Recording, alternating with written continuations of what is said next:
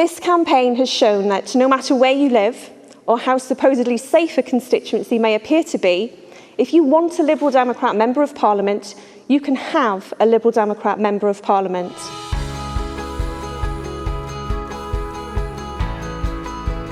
Hello and welcome to the Lib Dem Podcast, the podcast that loves huge swings, especially in by-elections. Welcome to our by-election reaction. I woke up this morning very, very happy, and I'm sure just like all of you, I couldn't get back to sleep. But with me today, I'm John Potter. I am the host of the Lib Dem Podcast, and I have a couple of old stalwarts. And the oldest and the stalwartiest of them all is Richard Kemp. Hello, Richard, leader of the Liverpool Lib Dems. Are you well, Richard? I'm very well, and basking in the glory of the election of another woman Liberal Democrat MP. And speaking of brilliant Lib Dem women, we have our very first guest that we had back in the day. 2 years ago, she's been coming on this podcast, dealing with me and Richard most of the time. We have Lisa Smart, the Deputy Leader of the Stockport Lib Dems. How are you doing, Lisa? Hi, John. This is a good day to be a Liberal Democrat, so I'm doing very well indeed.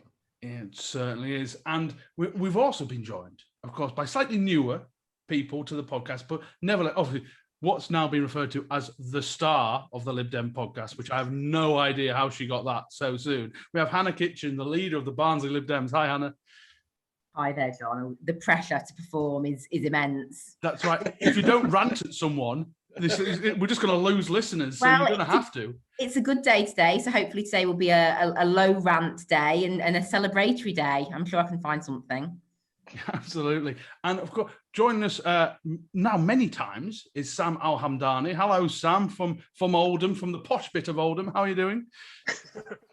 Yes, I'm doing very well. I got to celebrate the by-election twice because I woke up, saw the result, enjoyed it, fell asleep, assumed I'd dreamt it and it couldn't have gone that well, and woke up and looked at how badly we'd actually done and went, no, we did.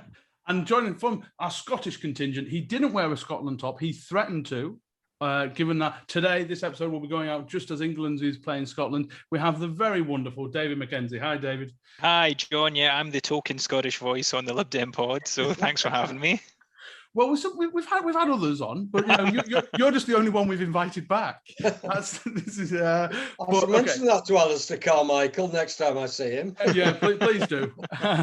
Right, so let's get on. We obviously this is just incredible news today. Right, let's go very quickly. In fact, let's start with Lisa. Did you see that coming? I saw a good result coming, but I would be lying if I said I thought we were going to win. So I do different things for the party, one of which is I chair the main campaigns committee. So I did see some of the data and I did know how the team was preparing and I did know some of the thought processes. And that did mean I did put some extra money on a Lib Dem win at Ladbrokes on Wednesday. What were the odds? Not good enough. Okay. Worse than the first bet I put on. But I am going to donate some of my proceeds back to the local party because that's the right thing to do. So I knew a good result was coming. And actually, if we think about it, a really strong second would have been great in lots of ways. It would have been really narrative shifting, reminded people who don't pay much attention to us that we still exist. It would have done loads of really good rallying of the troops. Look, where we work, we can win, all that stuff. A narrow win, so it was looking like it was going to be close. Our data suggested it was close. In the end, we absolutely stormed it. We took them to the cleaners. We shook out all the last votes out of every one of the Tory villages, it seems. So no, I did not predict the result by any means and can take no credit for it. The team who delivered that result deserve credit, applause, our thanks. A pint of whatever they drink the next time you see them at the bar, the professional team, the volunteer team, good on them. And obviously, we should point out just what kind of strain the teams come under to that's a long. I mean, I want to talk a little bit about James Lillis, who was the campaign manager, obviously a Preston lad, obviously, but he's got a young family, spending months away from them. It is a tough old job running a campaign. But Richard, you've been around for plenty of by-elections over the years. How does this rank? Well, the next day, the win's always the most exciting you've had. And you're right, I do go back some way. My first by-election was 1969, and it was Birmingham Ladywood, run, for those of you who aren't familiar with this, by Alderman Wallace Lawler. I think what did surprise me wasn't that we won, because the bit of canvassing that I did and the bit of phone knocking yesterday gave me the indication we were going to win. But I thought, 1,500, or it might be 1,500 down, but it was in that order.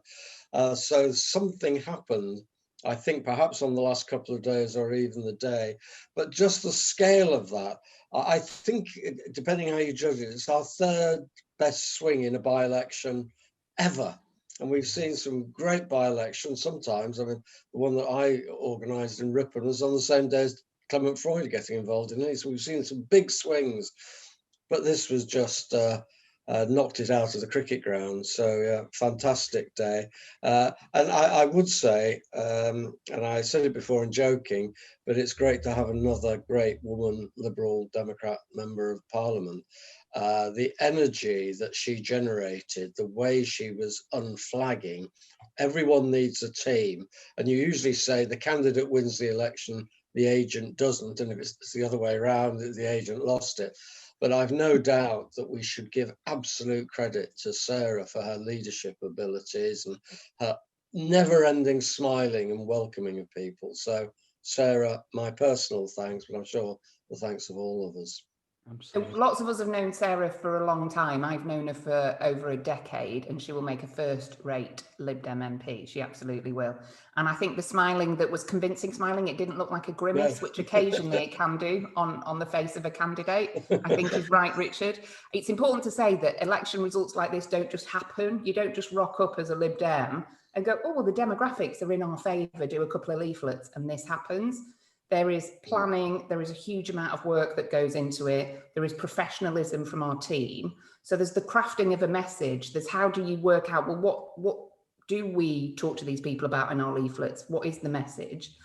And what I love about this campaign is that it was some experienced campaigners went and knocked on some doors and tried some messages and found out, just did a lot of listening, did that old classic Lib Dem campaigning of going and say, what are the local issues around here, and see what comes back. You work out then, well, actually, we agree with you on that. So let's talk to you about our messages there. And then it's crafted, and then it's tested, and we use the science and all the rest of it. But it's Lib Dems knocking on doors that won this. On polling day, there were over 30,000 contact attempts. That's huge. That's absolutely massive.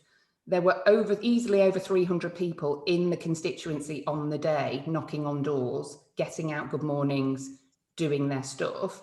And that doesn't happen by accident. A team, a core team, a dedicated team needs to work its socks off, getting people there, making it fun, making sure there's something for them to do, and they deserve massive credit. Hello, John from the Lib Dem Podcast here. We are delighted to say that this episode is sponsored by Prater Rains. Now more than ever, you need a professional-looking online presence and website.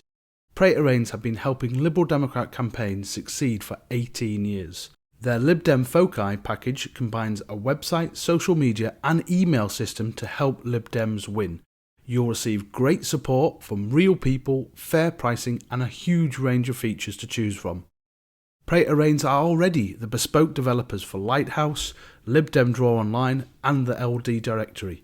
They combine a talented system design with an unrivaled understanding of our party, our data and our systems. To find out more, check out the Prater Rains website at praterrains.co.uk/liberal-democrats. This podcast has been sponsored by the Katora Coffee Club, the UK's most environmentally friendly coffee club. There are over 400 independent roasters in the UK, each one crafting coffee in their own unique style. Katora Coffee Club works with some of the best to take you on a voyage of coffee discovery. The Katora Coffee Club delivers ethically sourced and independently roast coffee directly to your door. Each month you'll receive between 2 and 4 bags of coffee and their monthly extract magazine. Even better for Lib Dem podcast listeners, use the code BETTERCOFFEE to save 5% on subscriptions and gift boxes for a limited time only. All Katora Coffee Club boxes are carbon negative and offset the CO2, so why not do some good enjoy some great coffee, and check out the website www.katoracoffeeclub.com. Now, back to the podcast. Hannah, you went across fairly early-ish in the campaign. So what was your feeling initially? I mean, I went 2 weeks ago just as postal votes were landing, but what was your thoughts right at the beginning when you were down there? Yes, I think I was there. I can't remember, maybe about 3 weeks ago. It was, I mean, I felt at the time it was a lot better than I'd expected. We all know the old Lib Dem hyperbole. Oh, it's going to be really close. Oh, we can win this one. Come on, let's get a new MP. And you're like, yeah, whatever. You just want my cash. We've heard it all before. So I generally take all that with a good pinch of salt. But it felt really good. Even though, I mean, we were knocking an all on register list because, I know the local party didn't have the marked registers from the last general election. And the demographic that we were knocking, you'd expect, just on the face of it, to be voting either Labour or being fairly disengaged, I would say.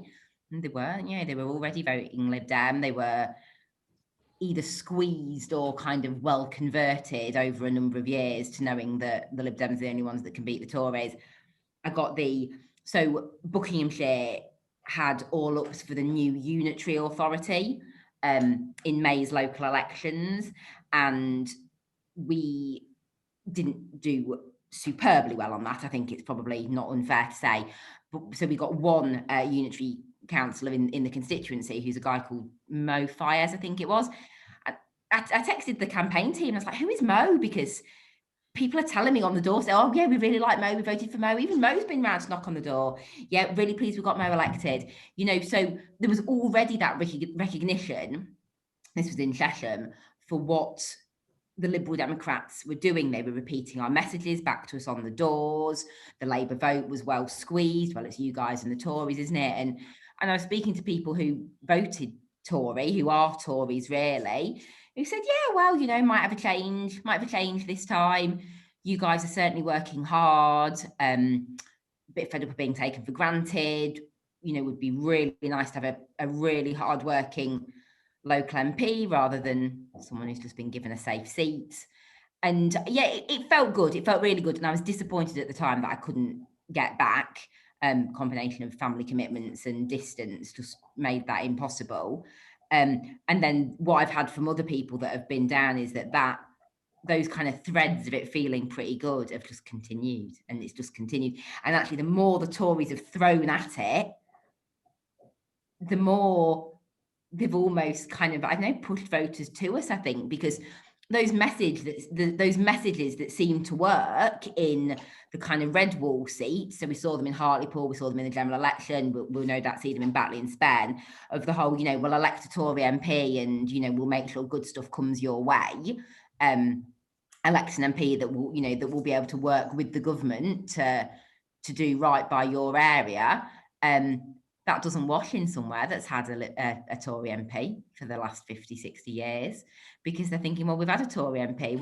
Why aren't we already getting the good stuff? Why aren't you listening?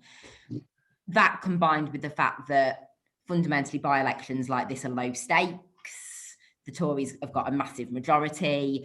It meant that people were more willing to take a punt, and it seems like what's happened in the last week or so is massive numbers of Tories switching to us. What I would say in terms of the way our canvas data shifted over time, it was clear that about 3 weeks out, our squeeze was on, really, really firmly on. There was very little Labour, very little Green showing on anybody's canvas at all. What showed more over the last week is those people we canvassed previously in the campaign as cons or soft cons. 40% of them were then coming on their second canvas as strong Lib Dems, as definites. Yeah. And so that shift more recently, so my expectation is that we won it by a storm on the day, and that won't have been the case in the postal vote. It'll be interesting. I'm sure the campaigns team will look at the box counts as they always do, and will actually and get that data. I mean, for me personally, before bringing Sam and David, I remember I was in Chalfont St. Peter or something like that, down at the bottom of the the constituency. And I went and did that. It was my third canvas session of the day. And and I came back to the Chesham HQ and I thought, something's happening here. A direct Tory switchers. These were lifelong Tories who just said, loved Cheryl Gillam, loads of respect for her, but just said, our roads are crap. We don't see anyone. Why are the Tories only caring about this now? And I went back and I told James and Alice at the HQ, I said, we can win this if we get enough people knocking on doors. Sam, what does this mean? Is this just a flash in the pan? Can we take anything from it?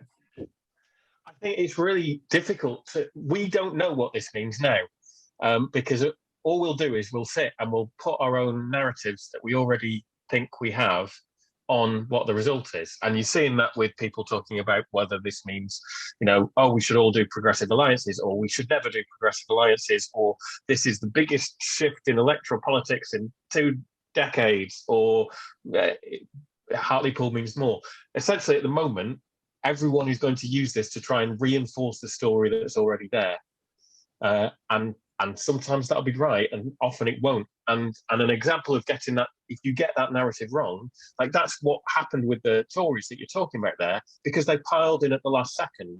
And it had already been established that they didn't care and would only care if it was up for grabs. So actually piling in at the last minute, it's quite easy to make an argument to say you made a rod for your own back. You read that wrong and you piled in. You did shove all those votes the wrong way. Responding to Sam's comment that the Tories piled in, they didn't really. So they panicked in the last couple of days, and you had cabinet ministers there.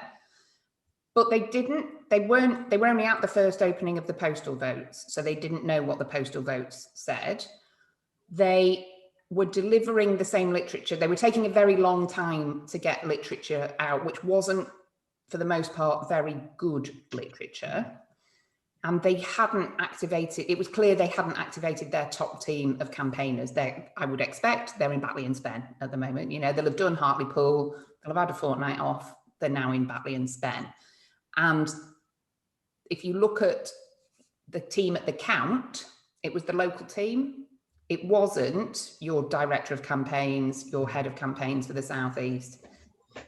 And the last thing I'll say before stopping, because I'm aware I'm sharing a lot, is if you look at the briefings they were giving political journalists right up until yesterday, and in fact, when the first boxes were being opened at the count and were showing what the result was, which was a clear result, they were still saying, no, it's fine, we've got it, it's absolutely fine. So when you see the Tory candidate being really frustrated and having had his expectations dashed and not properly managed, it's because I don't think they knew what was happening. But did we win it, or did the Tories lose it? I think that's a very difficult question, but I think, in my opinion, we won it. I think if you look at the feet on the ground, if you look at the literature that went out, if you look at the responses, and unfortunately I couldn't get to the constituency, but I did some phone calling, and as rightly mentioned there was, I spoke to one lady, I won't mention her name, and an older lady who had said she'd voted Conservative all her life and she was going to be voting for us, and she had a lot of respect for Dame Cheryl, thought she was a great local MP. She didn't like this mob of people that had taken over the Conservative Party, and she was going to be switching her vote this time as a sort of, I'm making a point here, so you sit up and listen. So I think there's definitely that plays into it. But I don't think you get that type of monumental, 8,000 plus majority result unless you work it, and you work it hard. So, all credit goes to the people who were on the ground, to a great candidate like Sarah, who, I've never personally met Sarah, but I've heard nothing but great things about her as a campaigner, as a person, as a Lib Dem. I fundamentally believe that it was the people on the ground, it was the candidate, it was the team in action there driving that forward that delivered that result. You know what was interesting, actually? The time, I think I'd come back home and I thought, when I thought, something might be happening, is when Guido started doing attacks on Sarah, our candidate. I thought, okay, if that's happening, they might be getting an inkling that something's going on. But let's talk about some of the issues that has come from this. So there's been a couple of threads. there's been complaints from some Lib Dems, and obviously now that we've had a stonking great big success, there'll be the counter argument to it is the nature of our campaign and what we campaigned on. So some journalists have said it was nothing to do with Brexit, it was NIMBYism and just about planning and nothing else. Actually, it was those kind of Lib Dems local champion campaign, that was it, and the Tories got caught off guard. Now, just in context, I brought a whole selection of leaflets back home, and there wasn't a single mention of Brexit in it. There wasn't a single mention of Remain, because it is a Remainer area, but we didn't play on that. So have Lib Dems kind of banked that and thought, right, we know we're going to get some of the Remain vote, and we're building on it with other issues? I'd love to know, anyone can come in on this. Who thinks, all right, David, okay, you can come in first. What do you think the campaign was clearly successful, but some people have said Lib Dems are going to learn the wrong lessons from this. I think whenever you look at a by-election, and I've worked on a number of by-elections, and apologies, none of them were actually Lib Dem ones, but I've worked on national by-elections. The things that people want to talk about, although the national picture plays into that in some regard, it fundamentally comes down to what are you going to deliver for the local area. And that's why the majority of the literature was targeted towards the issues that matter most to people in that area. And that's why, rightly you said, John, I don't think anything touched on Brexit, because I don't think it's top priority of people's minds when they were going into that election and thinking about how they might vote. I would also say, look, I know obviously we had the John Curtis event and we talked about kind of what's our national message going to be. I think that's still up for debate. But what I would say to some members is, with caution, is when you look at the results, I mean, Brendan Donnelly, who stood for the Rejoin EU party, who was previously the pro-EU Conservative Party and previously a member of the European Parliament for the Conservatives, and subsequently joined the Lib Dems for a little while, they got nowhere. And I'm assuming most of their literature was basically vote for us if you want to rejoin the European Union. So I don't think that was what people voted for, what they were concerned about. It was local issues. We took the right conversation where it needed to go, and that's fundamentally why we won this by such a stonking victory. Yeah, absolutely. I mean, and that's the thing with by-elections, and that's why we do well in by-elections. Number one, it's obviously focused resources, but also, in a by-election like this, where the sitting government has got such a big majority, you're not voting for a government. You are literally voting for a local champion, for a representative for your area. And what obviously the people of Chesham and Amersham saw was, number one, if you get a Lib Dem MP, they work 10 times as hard as an MP in a safe seat ever does. We have no safe seats. We never take anyone for granted.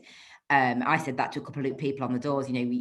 Believe me, if Sarah gets elected, she will work so hard for you, because we have to. They like the idea of that.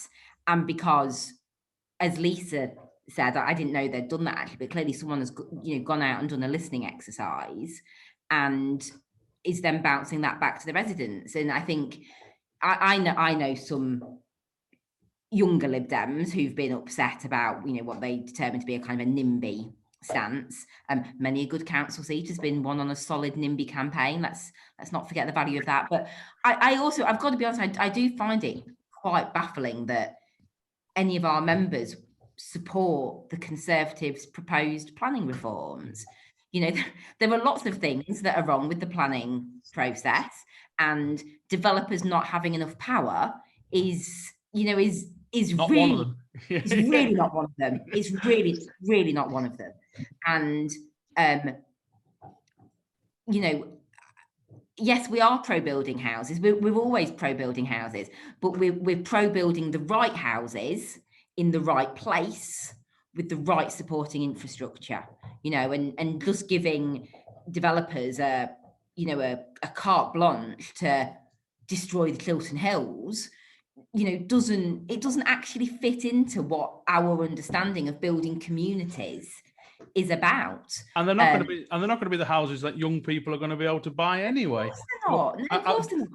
There's affordable houses in Batley and Spen. I'm sure if anyone can't afford a house in Chesham, they can move on up to Batley and Spen. There's affordable houses there. It was clearly the right campaign. And I do think as Lib Dems, we can be a bit some of us can be a bit guilty of kind of clinging too hard to our principles, even when it's not going to win a single, it's not going to win a single vote. Fundamentally, if you want to make changes, you have to win power. And, what Sarah can do now as the MP for that area is she can fight, the planning applications, not to stop all house building, because I'm sure that's, A, unachievable, and B, not what she wants anyway, but to make sure that they get those right houses in the right place with the right infrastructure at the right price. But you have to win. Just sitting back and going, oh no, I don't like the campaign, let's just let the Tories have it. Well, how does that change anything? How does that improve anything for anyone, whether for us or for residents? So yeah, sometimes people feel they can't get involved, don't they? And and it is a shame, and clearly plenty of people did still get involved. But yeah, good result. Right, before I bring Richard in, I should just point out, and Lisa will thank me loads for this, that we talked about right at the start of the campaign. What they did is survey. And actually, go on the ALDC website. You've got all your surveys. Listen to your residents. You should be doing that in summer. This is one that came in for us, because ultimately this is the easiest time to listen to people. It's non-political. You can get a shed load of good kind of mojo going. I trained up a woman in my local party who hadn't been canvassing in 10 years. She took a break, started a family, and has come back and is going to be a councillor next year. We're sure of it. So do that now. But over to Sir Richard. Well, she'll be a councillor because that's the ward I'll come and help him, because we won't be having elections in Liverpool. So we've got one ward in Knowsley, and I was going to offer to help you with one as well. So we'll be there. I always think that we tend to be very simplistic when we talk to people, because people's political beliefs are a bit like an iceberg. You can see 20% of it above the water, and the other 80% is below. And that 80% shapes some basics for most of us, and that creates a sort of tribalism. I'm working class, I'm this, I'm that. And I've always believed, and we haven't always been able to capitalise on it, at least 20% of the population of the UK are actually liberals, perhaps 25, and our job is to get them to the point where they feel they express that liberalism through us. And that has been helped marvellously by the likes of Johnson and Rees-Mogg on the one hand and Corbyn on the other. Because a lot of people say, yeah, I'm a liberal, but they could express it. Cheryl Gilliam was quite a liberal Tory. She wasn't a bad woman. And there used to be a Heathite Tory party that we would work very close with, One Nation. We could work in a slightly different way with Tony Blair. So under the surface, there is a core of people that Liberal Democrats can count on if we do the right thing. And the right thing is to show that what they have under the surface, we can deliver with their beliefs that are over the surface. You can't go into some places, no matter what, you could deliver a focus forever. Oh, Edwin Simpson became a councillor in Doncaster. I think it was Edwin Simpson. Anyway, someone got an MBE for it in the end. He stood in the same ward 13 times before he got elected. So I wouldn't recommend that to anyone, frankly. So some areas it's easier than others. But my feeling, because we have done well in Amersham before, I can remember 15 years ago going out to a meeting hosted by Liberal Democrat-controlled Amersham Council for all the Lib Dem councillors in Buckinghamshire. There weren't a lot, but there was still a core everywhere of that 20% that we were able, in the right circumstances, and Amersham and Chesham was clearly one, to build on by that listening, by those surveys. Sam, we had, and it's a useful plug that me, you and Hannah did a special Patreon episode on messaging, which I encourage all of you who haven't yet subscribed to the Patreon account, please do, because Sam gives some actually worldly advice in that. He's a very, very good expert guide on effective messaging. Now, Sam, what do you make of the messaging of this campaign? I mean, we're very strong. Buckinghamshire, Cambridgeshire, Oxfordshire, these are clearly areas the Lib Dems want to do well in. But was it just about right place, right time, or do you think the messaging was actually key? I think one of the things that Lisa talks about at the start, so they did the listening exercise and then went away and was like, how do our values fit with what you're saying? How do we make that connection? And for some of the people, it will be a transactional thing. So, there are people there who it is just we've been mistreated. I'm showing that. But listening to people correctly and then working out how you are going to put across what you believe in, what your values are, and show people how that ties with what their problems are, that creates a much stronger bond that really connects you to those people. I think Hannah talked a lot about that emotional connection. If somebody is angry about something, if they are angry about not being listened to, taking the time to not just go, I hear that you're angry, but actually to go, and I hear what you're angry about, and here's what I think my values are on that, and they fit with yours. And if you can really put that message through, then that really drives that connection, and that will build a much stronger long-term, connection. And in terms of what Richard was then talking about with the 25%, you get that messaging in like that, you hold that core of 25% or more that will vote Liberal Democrat again and again. I really love the way that Sam's talked about that and bringing the listening in, and how does this concern that's expressed here fit in with our values? I think that was really well explained, and lots of people struggle to do that, and Sam did it really well.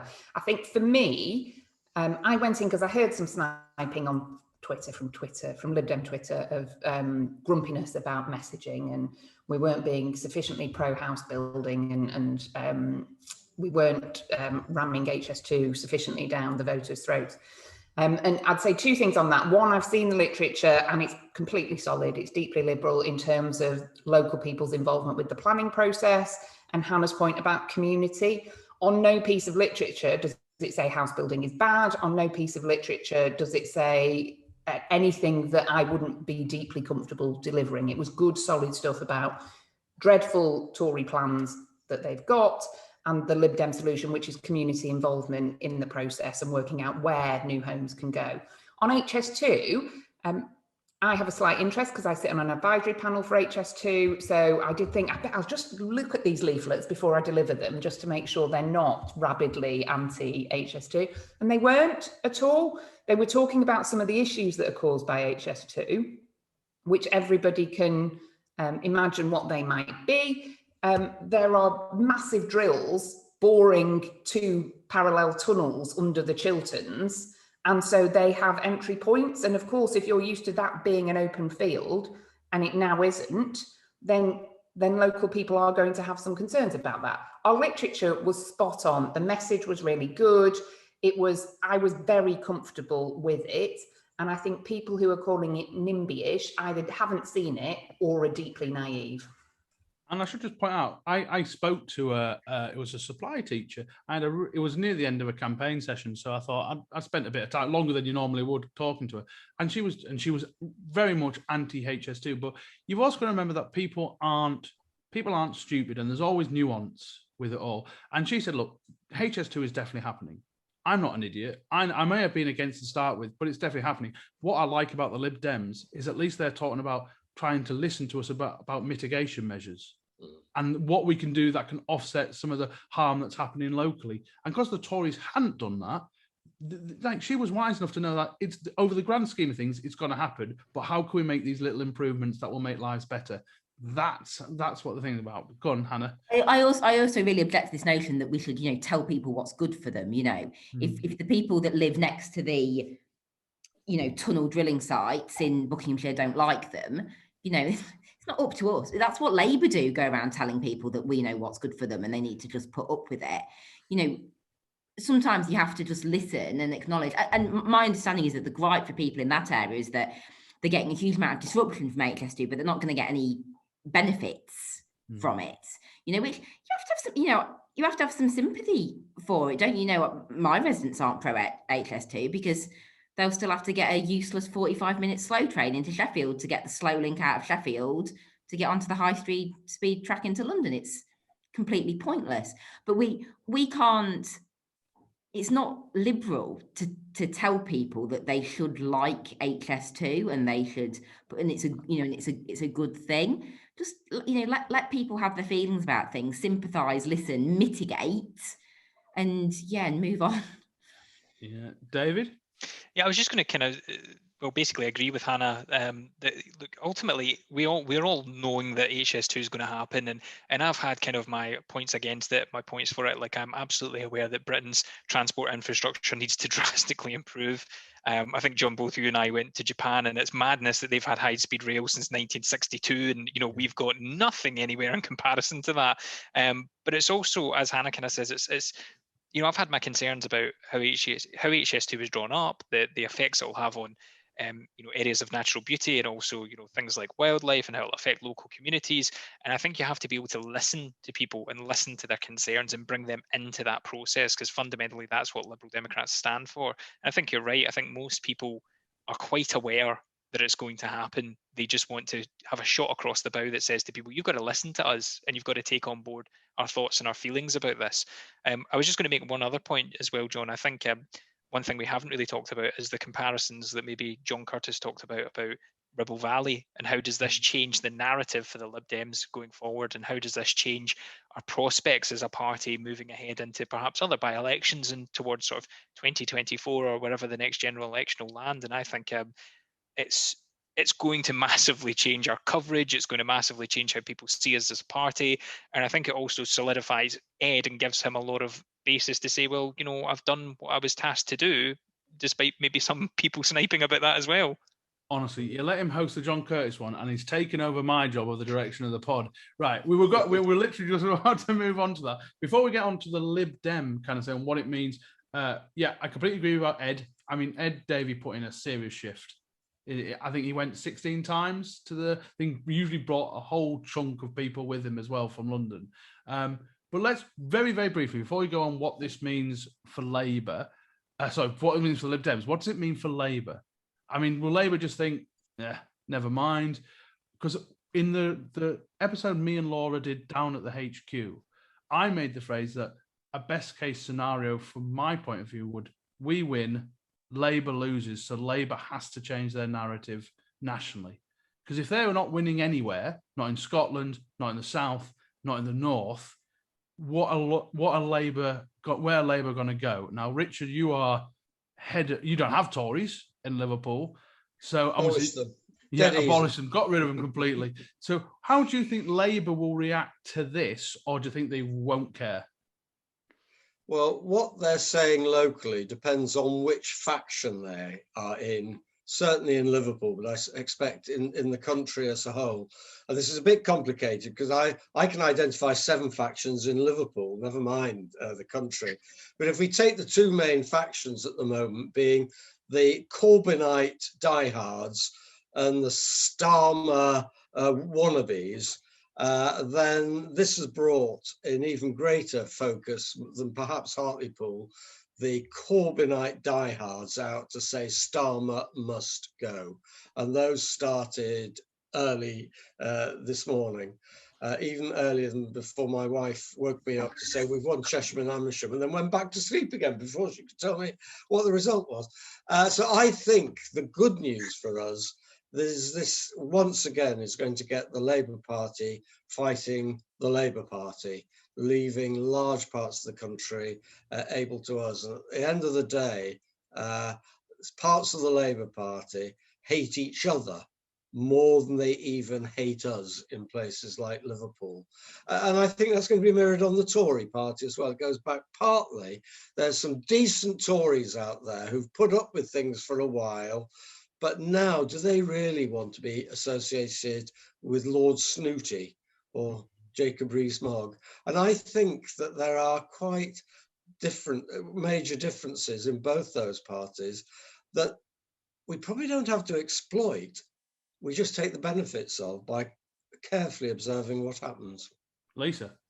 So I think it is ungracious of Lib Dems to be mean to Labour when they've lost their deposit. I think we should thank the Labour supporters in Chesham and Amersham who lent us their vote.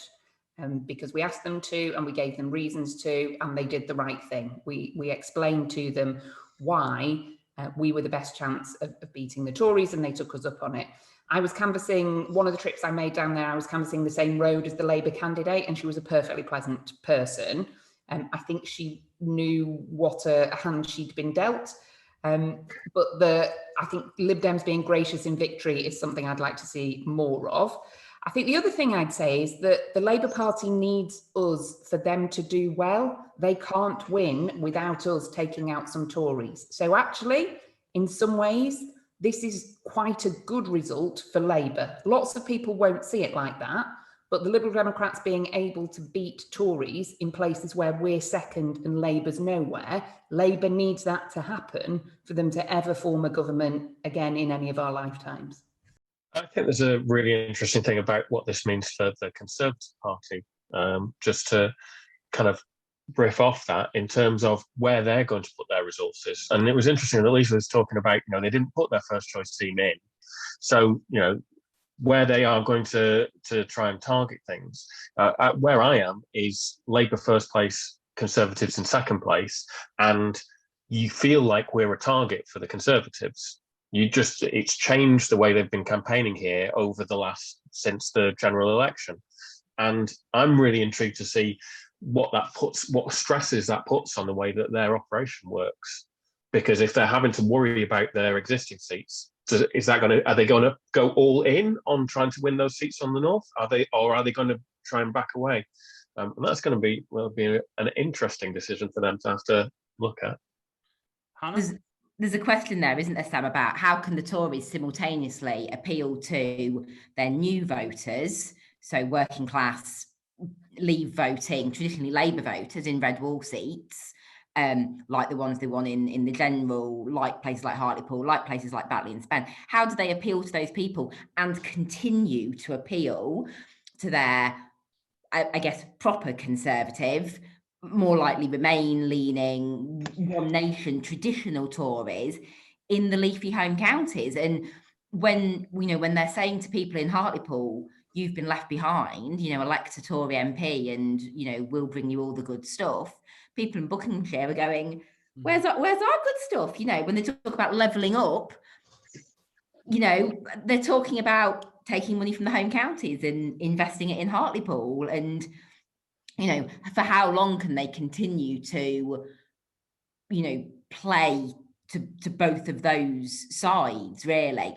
Just to bounce back what Talisa said about thanking the Labour voters who lent us their vote, I just also want to say that I've got a lot of respect for those 622 Labour voters who voted Labour, because I am I'm a passionate advocate of choice being on the ballot paper, and it's not democratic to remove people's choices. And I know that as a result of this, the people who are saying, well, Labour should have just stepped down and let the Lib Dems take it, well, that would have denied 622 people the choice to vote for their party. And I actually spoke to two of those people when I was door knocking, and this lad just said, look, I'm Labour, I've always voted Labour. I know I'll get a Tory, but it's fine. I'm a Labour supporter. That's who I vote. And I said, you're not tempted by a little tactical vote? And he said, I'm not. I'm really sorry. I'm just not. Well, fair play to him.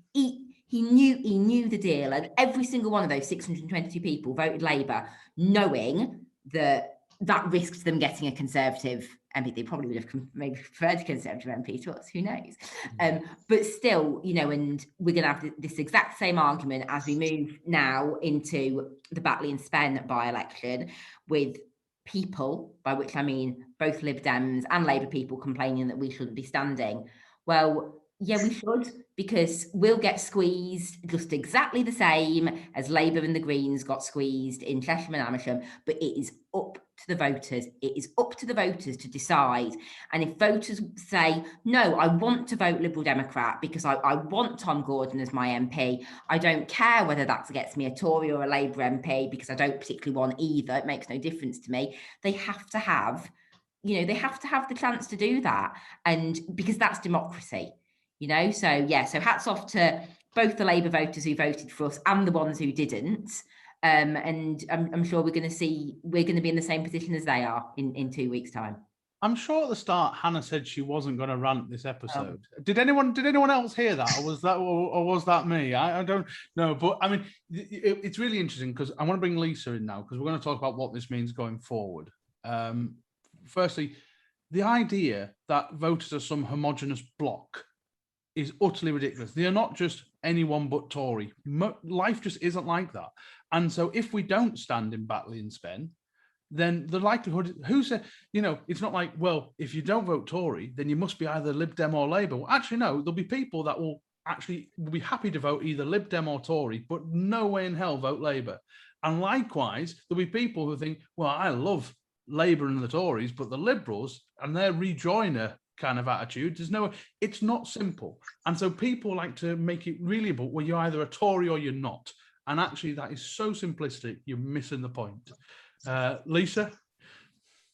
Completely agree, John. And I think you go back to the Copeland by-election as a really good example of knocking on doors and people doing straight switch from Tory to Labour or Labour to Tory, and that particular example.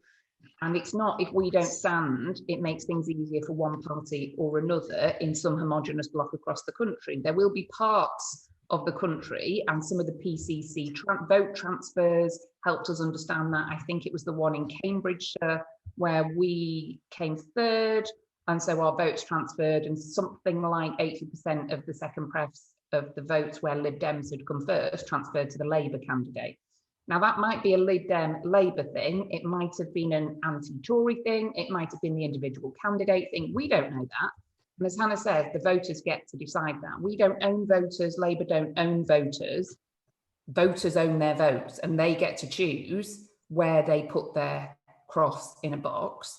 And that's how it should be. I think it is, a number of people are looking for a simple answer to actually quite a complex set of questions. And I think this talk of progressive alliances, I mean, we'll put to one side the fact that people talk about Labour as though they're a progressive party, whereas those of us who have ever been to the north of England know that that is not the case. But talking about alliances or pacts in a way to try and make things easier for us, we did the analysis of the Unite to Remain efforts, didn't really work. We look at Chesham and Amersham, and we can win without that. And from knocking on doors, the squeeze message was really, really straightforward. So, it's us or the Tories. If you don't want a Tory, the best way to beat them is to vote Lib Dem. Really, really straightforward. The switch message, much harder, takes a bit more time, and is made even harder if those soft Conservatives think we're all this homogenous block of, well, just not Tories. And so if we want to win in those places where we're targeting, which, let's look at where we're targeting realistically, it's mostly Tory-facing places. If you look at the results last time, that is absolutely not any secret information. It's Tory-facing places where we're in second, Labour are in third. If we say, oh, well, no, Labour shouldn't stand just because we think it'll make things easier, much harder to have those switch conversations, much, much harder to convince those soft Conservatives. I think we need to make decisions on this sort of issue based on the data, based on looking at what works. And I think Chesham and Amersham helps us with that. We can win without so-called progressive alliances. And we have promised for some time on the podcast that we are going to have a chat about Are Greens Your Friends, of which Lisa and Hannah are both very keen to come on and talk about. So that will be dealt with another. Okay, so let's come to the end of the by-election chat in terms of, okay, what does this mean going forward for the Lib Dems now? For me, before I bring you that, it's fantastic. It gives us a shot in the arm. It put, being the front news item on BBC News throughout the morning. It's oh, I nearly swore again. It's really good stuff like that you can't buy. No amount of leaflets can get that. It's gold dust from a campaign point of view. But we also have to just preference this a little bit by saying, okay, we are not going to win 100 seats at the next general election. Tom Morrison said on one of our recent podcasts, we've probably got 25 by-election type fights to win. And that's where I am. So I love the energy, and I love some of the people who have been on there saying, this is fantastic. We can take X, Y, and Z, even though we've got no councillors. I want to bottle up that energy, but let's use it where it's most use. But let's go, David first. What's your big takeaway from this election, then, David? Well, I think it says, as I kind of said, first of all, it does a couple of things. It changes the narrative around the party. You know, for anybody who was on that John Curtis one, and if you haven't had a chance, please go back and view it because it's worthwhile. His assertion that the party is in the doldrums, well, I think this completely takes away that view, and it gives us a new sort of, I don't want to use the term new lease of life, but it certainly gives us a shot in the arm, as you said, is in terms of our narrative and where the party moves forward. I think secondly, it gives Ed Davey a huge amount of credibility as the party leader. And when he now goes on to media calls, when he goes on to news items, it's no longer going to be kind of viewed of like, oh, we've just got the sort of token Lib Dem leader on to give a slight of view. It's, you know, we've had a historic monumental victory here against the sitting incumbent government. Labour hasn't done that. We are now effectively, we are the opposition based on the results that we've given since that election has been called. You know, although we discussed about maybe slightly disappointing, we did make some very good gains. We've now gained a parliamentary seat with a massive change from the Conservatives and the incumbent government and a safe Conservative seat. Let's take this, let's use that as an extreme narrative to go forward. And I would be at every opportunity using this to go to the press and say, you know, we need airtime because we are saying the things that people want to talk about. Sam? I think the pressure that it kind of potentially puts on those, that anyone who is reliant on a one nation Tory vote for their seat should be looking at that result and going, what does that mean for me? And that pressure point, and if we, for it to be a narrative that continues, it's having to push on to that thing of going, like, let's make this valuable, you know, let's make this important. And that's talking to people in a way that David just said, but also, you know, recognizing where those pinch points are and really hammering onto them. That's how we make it kind of go from being an amazing result to being that narrative change. Hannah, final rant of the episode. Yeah. So I think I would be failing in my duty as Yorkshire and Humber Campaigns Committee Chair if I didn't remind people that there was another by-election coming up. It's totally different. Yeah, there's no point pretending it's not. It's totally different seat, totally different demographic, totally different battle. However, we have a really superb candidate in Batley and Spen, who is Tom Gordon. Tom was actually responsible for all the stake boards in Chesham and Amersham. So those 500 stake boards that were up down there. And in an exciting piece of skateboarding news, in Kirklees, you are still allowed to put election posters on street furniture.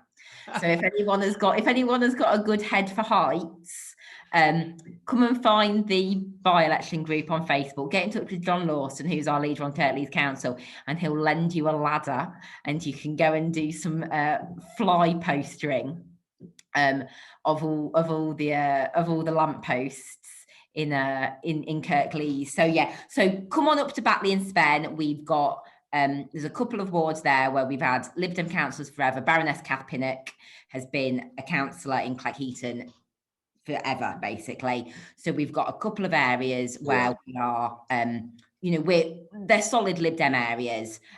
We don't have a superb track record of retaining our deposit in the Batley and Spen constituency, and it would be really delightful for the regionals party finances if we could do that. So yeah, come on, we use the buzz from Chesham and Amersham. We all owe Tom one because he is absolutely grafted for Sarah. Let's come up and give him a hand and do some totally different campaigning somewhere totally else, but where people are still fed up of Labour and the Tories. You know, who knows? It's going to be an interesting battle. I think that one very interesting. And the Lib Dem podcast is going to be doing a live recording, I think on the 30th, actually. So there'll be a few of us there. If people want to come, have a listen to us live. You can see the things that we cut out. And then actually go and do some canvassing, go and do some delivering. So we will keep you posted with time and dates of that. Because we haven't got a venue yet. We'll figure that out as well. Right, so final contributions. It got to be from our two experienced contributors. Let's go with Mr. Kemp. Come on then, Richard. What does this mean going forward? Three things. First of all, do not underestimate the spring in the step that this is going to give Lib Dems who've been pretty down. Second thing is, don't underestimate the public perception of it that's changing. I've been out in my ward this morning. Coincidentally, the number of people stopping me say, "Oh, bloody good result last night." Didn't know who they were, but I've got some of their names and addresses for Connect. So it changes the narrative with the public. That's a bit flash in the pan because they forget. But the real place it'll change the narrative is with the media. It's very easy to forget the Liberal Democrat parliamentary spokesperson on housing when he or she is the 39th speaker, because that's all we're entitled to in the House of Commons. It'll force people back. But one thing that I would like to say is, having been to the Copeland by-election, when there was a more interesting one, I spent 4 days there. I spent 4 days in Sleaford, when I think I was about half the people that came in, because I felt that they were, the not popular places, so I went there, is that we as a party must not forget those in the excitement of winning the home counties. I mean, 4 of us on this call, at least, and I don't know too much about where you campaigned, David, and I know Lisa is a posh part of, I can put it that way, of Greater Manchester, but 4 of us are engaged in hard graft fighting against the Labour Party. And it's in places like Copeland and the middle of Barnsley, the middle of Liverpool, the middle of Sleaford, that we're needed most. So yes, I understand about targeting. I'm not saying go away from it, but as a party, we've got to look at ourselves and say, why don't we have Sleaford or Copeland or Liverpool Riverside on our target list? Because we don't. As a Copeland lad, born and bred. Well, we got you. That's enough. Yeah, that's right. Yeah. I didn't go back though. Lisa, finish us off. As what can we take from this other than just, isn't it great to be alive right now? Great to be alive in a Lib Dem today, and I think there aren't that many days I can remember where we're leading the news and it's not because of a scandal. And I think that's a really good thing, and we should embrace it. It's a good thing. It is a good thing. I think there's loads to be proud of. I think it was David who was making the point that we can use this to fit whichever narrative we want. But the key place, it has shocked journalists. One of them had to eat their hat. A number of them were hearing from Tories yesterday how well it was going, and they just forgot about us and clearly hadn't spoken to a Lib Dem since 2019, because if they had, they would have heard that things were not quite as the Tories thought they were. So I love the fact that the journalists were all posting. They had to get to Amersham very quickly this morning because no one expected a news story. Then suddenly all these politicos had to just jump on a train first thing this morning. And there's a photo on the BBC news app. Ed Davey is knocking down a blue wall of blue shoeboxes with a tiny orange hammer. Tiny.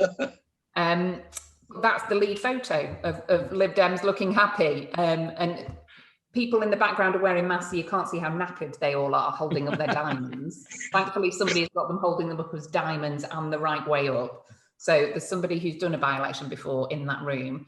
But yeah, I think that's the key change, a spring in our step. It's transformational. It's absolutely transformational, this win. And everybody who's been involved should be really proud. Absolutely. And on behalf of the podcast, we went down there, and Lisa's been down, Hans been down, lots of us have been down. The people are just awesome as well. Just high energy, dedicated, really funny. It was a joy to go down and be with them. So it's just great news. So thank you everyone who's been involved in the by-election. You've given us all a massive spring in this step. Thank you everyone for listening and watching this podcast. Don't forget you can follow anything to do with the Lib Dem Pod at Lib Dem Pod. So please do that. Do comment. We always like, after the John Curtis one, we had a million questions all about which way the direction the party should go. Has this changed your opinion? Has it reinforced it? Let us know. If you really like us, you can join our Patreon account at patreon.com/LibDemPod. You get worldly advice of Sam, me and Hannah on our messaging episodes as well. Very excitedly, we've got a giveaway coming up as well. This is very exciting. The other guys don't know that they're paying for it.